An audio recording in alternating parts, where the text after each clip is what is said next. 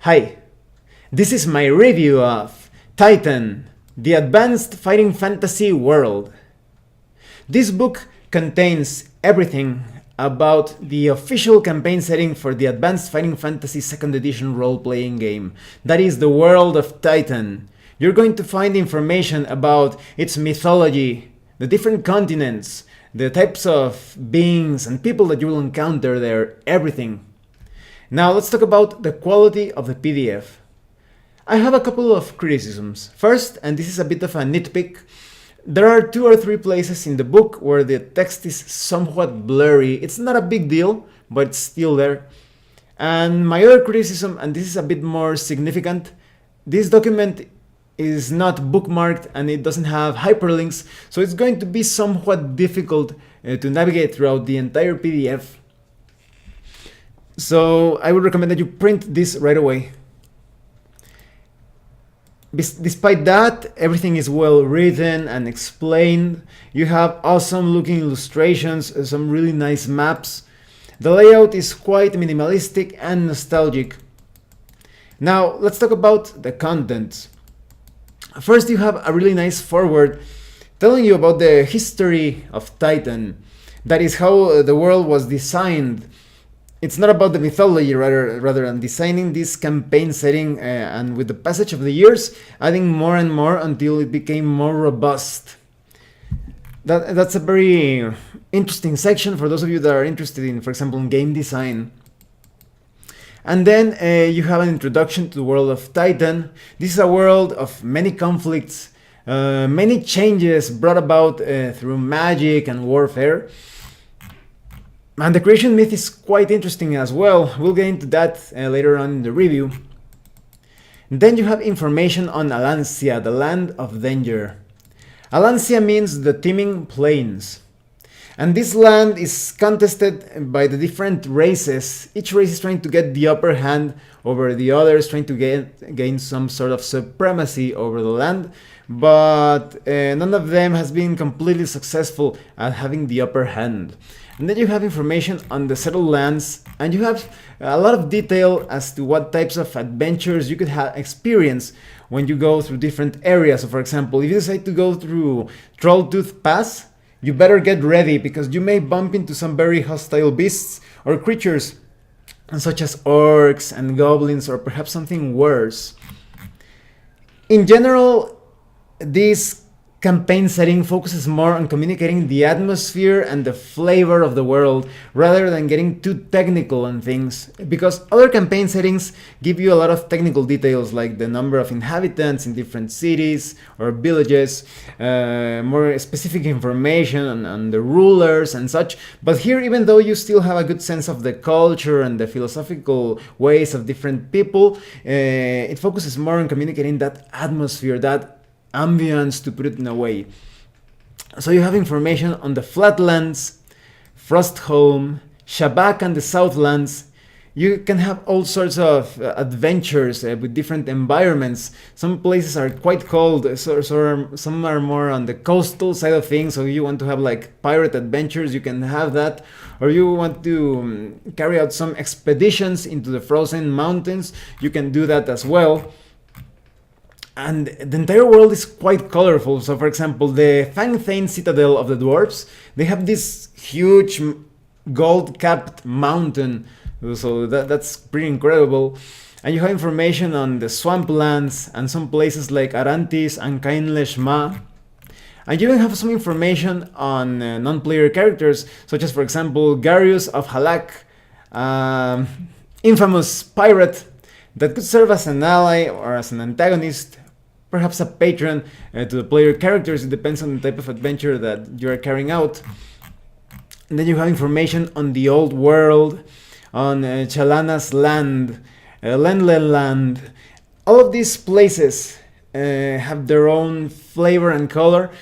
Because, for example, in Lenle land, there is a bit of problem related to jealousy. The neighboring kingdoms are a bit at war and conflicts at times. So for example, this is a great place to use the rules in the Heroes Companion. So you want to have like war campaign of sorts. You could say, I'm going to have some campaigns here in Lenleland. And then you have other places such as Analand and the eastern coast, the Vermin Pit with the city port of traps. This is a very interesting city. It's basically a place where there are many traps spread throughout the entire layout because the citizens feel worried about thieves and such. So it's a city that is quite dangerous to find your way through it. It could serve as for many different adventures, dungeon crawls, some urban encounters that you don't have to worry too much on your non-player character interactions, but more on where you are stepping. Or maybe you want to add that complication of social interactions as well. And you have information on the lands of the Northern Plains, and Hul, the Dark Continent. This is somewhat moody place. It's very much related to the wastes of chaos and battlegrounds. And this gets darker and darker at certain points of the history of Titan. That's another good thing about this book is that you have a lot of details on different historical moments. So you could have adventures in any of those sections of the timeline. You have information on the King's Highway, the Southern Lands, the Inland Sea, the Isolated Kingdom, Shakuru, the City of Beggars. You also have information on the skies of Titan, the types of constellations that you could see, arrangement of the stars. And then we have a section talking about history and legend, and this is a very awesome section. First, it talks about the creation myth of Titan. There was a time, before time, when the gods were quite bored. They were so bored that they even had fun killing each other. So for example, there was the god of death and his brothers, diseases and decay, and they kept killing the other gods, and the other gods kind of like entertained themselves putting back together those gods that were destroyed by death. And they were quite bored until a goddess dug out this piece of clay from her gardens, and she gave this clay to Titan. That's why it's called Titan. This god Titan created the world, and then all of the gods started to create different creatures out of this clay, all sorts of things to inhabit this new created world. However, there is this god, a trickster god known as Logan, and he created man. Man was very different from the other creatures of creation because Logan has placed a bit of himself into man, and so the other gods started to create more and more creatures. They created dwarves, elves, centaurs, but the dark gods of death, diseases and such, they weren't too happy about this. They were found more entertainment on destroying things. So when Logan found this strange being known as Time, Death took Time hostage and threatened the other deities, saying that he would release time upon existence, making all of the gods mortal. And the gods wouldn't have that, of course, or there was this great war between the gods of good and the gods of evil and their different creations. That is, the good races and the species versus these monstrous creatures. So they fought, and even though the gods of good and righteousness won, the dark gods managed to kill time, and the resulting explosion covered the entire world of Titan with time. So everybody in the world of Titan became mortal except the gods, and the gods banished the dark ones into the outer planes of existence, but the good gods felt quite remorseful or shameful because they made everybody in Titan mortal. So they withdrew from Titan, and since then deities rarely interact upon the world, mostly through direct interactions through their servants. And then you have information on the time of heroes, because the deities were no longer in Titan. The different beings, men, dwarves and elves, had to become really powerful heroes, and some others chieftains. So you get all these cool stories about the races clashing against each other. Sometimes the races created by the evil gods, such as orcs, trolls and such, attacked humans and vice versa.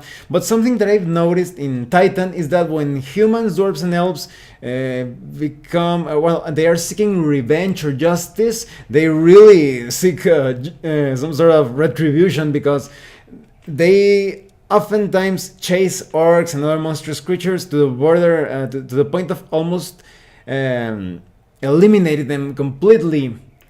They almost become endangered species at some times in the plotline. So you get information on the rise of civilization and how different cities start pushing back the different tribes of orcs and different types of savages. You have information on some heroes, like for example Bjorngrim of Vinheim, which is like the typical Northman of Titan, large, broad-shouldered, and red-haired. And you see how this hero explored unknown waters and managed to kill this giant that was terrorizing the sea. He even managed to drag the corpse back to his village. And then you have information on the Age of Wizards. This is a very interesting part of the story. Sorcery was somewhat primitive, to put it in a way, and was used in very everyday life things or even superficial things. But then humanity came into contact with three spirits of ancient sorcerers. These sorcerers taught humanity, specifically five scholars, how to use magic in more spectacular and more powerful ways. And but even so, the monstrous creatures created by the dark gods also had their own ancestral magic. And so there was these conflicts that they escalated with the use of new magics, new power. That is not to say that heroes that could not use magic were not important, but magic added more choices when it comes to warfare. So you have information on the city-states of the old world, how sometimes some empires wanted to control others, but sometimes it was quite disastrous because, for example, one time they tried to force the netherworld sorcerers to unite into an empire, but the sorcerers worked powerful spells to the point that the ruler's sons were turned into stone and the other two were turned into trees. So as you can see, magic brought some more disastrous implications in conflicts and warfare. And they have information on Analand and its wall. Analand was basically a place quite rich and a place of learning as well, but they decided to create a huge wall around it to protect themselves and everything that they had. But this project was quite costly. It was a heavy blow to its economy, and when there were actually raids, those places of the wall that were just built were destroyed again, and so they only managed to build 3 sections of that wall. And then you have information on the spawning of chaos. Here you have all the details on how humanity started to send out scouts to find new places to explore and finding resources, but they were ambushed by different monstrous creatures such as goblins. But the biggest mistake was carried out by a group of adventurers. They found this ancient city. This city had some very unusual decorations of tentacled beings dominating and killing humans in different engravings in the walls and such. And they found this big coffin, and almost as if they were mind controlled, they opened this coffin and released a tentacled horror upon the world of Titan. It was a chaos spawned probably from the ages of the war between the deities. And so the War of the Wizards truly began with this tentacle horror leading all of the monstrous creatures, orcs, goblins, trolls, etc., against humans, dwarves, elves, and anything in their path. They wanted complete domination over the world of Titan. So you have information on the Reaving of Alancia, the battlegrounds of Chaos, and the last battle, which was carried out in the Siege of Carsepolis. This is a very tragic battle. Even though the forces of good won, there was a heavy toll. Basically, the humans hold up in Carsepolis, and the forces of chaos started to surround them, and they started penetrating the inner walls. But luckily, the dwarves and elves managed to arrive just in time after a fashion, and they managed to capture the chaos forces into a pincer attack but almost all of the humans, or perhaps even all of the humans in that battle, died. So Carsepolis is currently a cursed city, a city of the damned, with many undead and demonic things lurking there. So that's also a good excuse to have adventures there. And then you have information on the New Age, Alancia after Chaos, Ghoul after Chaos. You can see how everything tried to rebuild itself into shape with the reconstruction of different cities. More details on the old world in War and Peace. You will have information on a very special item, the Crown of Kings. Now, the Crown of Kings is very important. It's basically a crown that gives you great power, but also a great sense of justice and wisdom. So this is quite miraculous. You could basically take this crown, and even if you had, for example, bad intentions, if you put the crown on, suddenly you saw things quite clearly and justly, and you wanted to do good. So you started ruling your people wisely, and then because you had that sense of justice, you would give the crown to another ruler, and even if that ruler had like some vile ideals, the moment he puts the crown on, he became wise. Sadly, the Crown of Kings was stolen by a group of birdmen sent out by an evil sorcerer, the Archmage of Manpang. So he has some plans. Perhaps he will try to corrupt the crown to use that crown for his own selfish desires. Again, that's a great excuse to have adventures based around that event. Then you have information on the forces of good. How the celestial court was somewhat divided. You have information on all of the deities, information on other gods, the constraints of goodness, and then you have information on the different, more direct servants of the forces of goods. You have information on the dwarves, on how they struggled against orcs and goblins, how they found Fangthane, and the different recreational arts of activities of the dwarves. That is laughing, drinking, fighting, telling stories. You have information on dwarf weapons.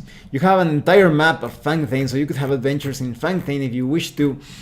And then you have information on the elves, the children of Galana. Elves are considered to be the direct servants of the forces of good, the more refined of the races. You have information on their long life, on their perspective of existence, because if you live so long, you have a more like long-term outlook to things. You have information on the Orc Wars, when the elves have some pretty tough times, especially because the Black Elves and the Dark Elves separated from them. And now the Black Elves are a bit more like rebels, but the Dark Elves and the normal elves hate each other quite a bit, because the Dark Elves became worshippers of devils. So if they capture normal elves, they sacrifice them to their demons and such. And so the elves and the Dark Elves almost always kill each other in sight, unless the Dark Elves want to capture elves for sacrifice, of course. And then you have information on elven adventurers and elven weapons and names. And you also have a map of the Stittle Woad, the elven village of Eren Durdinath. You also have information on elven settlements and languages as well. You have information on the lesser races of good, like gnomes, pixies and woodlings, sprites and minimites. You also have information on the perils of magic. You have more specific details on different people of importance in the setting, like Coletus the Holy Man. You also have details on Southern Mask Magic, so if you want to use that magical style found in the Hero's Companion, here you have all of the details to flesh out a good character concept. You have information on the Star Pupils, Nicodemus and the Death Spell. Everything quite flavorful, and everything will serve as a great excuse, perhaps for an entire campaign. And then you have more information on, for example, Yastromo, Darkwood Skipper. Some pretty good maps of different places related to those non-player characters. And then you have information on the neutral forces, on what happened to Lord Logan, the Trickster, and the servants of the Trickster. You have information on different runes in the setting. You have information on the Animal Court, different archetypes, and you even have like hierarchy or chart of the different animal archetypes. And then you have information on the forces of evil and chaos, the Dark Lords of Chaos, the Demon Princess, Masters of the Pit, the Priests of Slang, and Tanit. You even have a map of the demonic plane. You have information on demonic entertainment and the wild hunt. You have the information on the runes of death and chaos. You have information on the generals of the legions of the damned, and also details on the hierarchy of the pit. Something that I also like is that they give a very good history and, let's say, cosmology, if you could call it like that, of the orcs, the warriors of evil. Orcs do not necessarily need to be completely evil. Some of them are quite spiritual, to put it in a way. Some of them even, how would you say, honor the deities of good. They have their own savage views on them. So that also serves as a good excuse if you want, for example, to create an orc character as a player character, perhaps as an anti-hero if you wish it to be so. And then you have information on the shamans, the tribal sorcerers of the orcs, and their simple pleasures in life, their different famous orc tribes. You have some maps of the Bone Rat Caves, an orc settlement. You have information on orc armies, and on goblins, the children of evil. They're somewhat different from orcs as you would expect, but you also have some very colorful details about them. For example, you have 5 misconceptions about goblins. They do not eat rocks. Sorry, they do not eat rocks and dirt. Orcs do, which is where the confusion arises. Goblins eat roots, berries, and quite a lot of fresh meat. And you have a lot of colorful details like that. You have all the different organization of goblin armies, differences between normal goblins and marsh goblins. You have information on troglodytes and their lives underground. You have information on the shamans and idols of them as well. You have all the details on trolls and ogres, on their life, the troll humor. For example, why did the dwarf cross the road? Because I said if he didn't, I'd cut off his feet and stick them up his nose. You get details like that. You have information on the ogres and the taint of chaos. You have information on the snake people. As you can see, all of these monstrous races also give some pretty good ideas to create characters. Not all of these monstrous races are bent on destroying dwarves, elves, humans, and the other races of good. Some are just looking to survive and thrive, and perhaps gain a bit of coin while adventuring.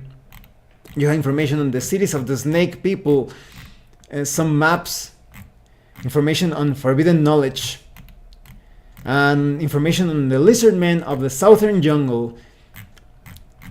All of their cultural aspects, how they get along or how they fight against other races. Information on the lizard kings and their languages. Information on the lizard men society, their armies, their empires. And of course, you have a lot of details about dark elves, which are the servants of the night. Quite nasty, and you have the reasons as to why they decided to part from your standard elves. You also have the different symbols and information of the major clans of the Dark Elves. Information on their ghastly underground cities.